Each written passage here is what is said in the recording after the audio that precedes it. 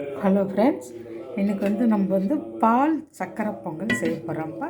அதுக்கு நான் ஒரு கைப்பிடி அளவுக்கு தான் சிறுபருப்பு எடுத்திருக்கேன். ஒரு கைப்பிடி அளவுக்கு நான் பச்சரிசி கழுவி வச்சுருக்கேன்.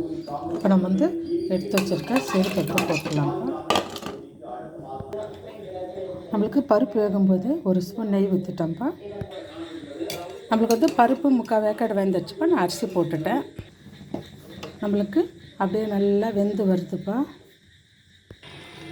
நல்லா நம்மளுக்கு அப்படியே நல்லா குழஞ்சி வந்திருக்கு பருப்பா. இப்போ நம்மளுக்கு நெய் பருப்பா நெய்யாக மணலாக இருக்குது. இது நான் வீட்டிலே நெய் காய்ச்சிருந்து. இப்போ நான் வெல்லம் எடுத்து வச்சுருக்க வெல்லம் கொஞ்சமாக தான் போடுறேன்.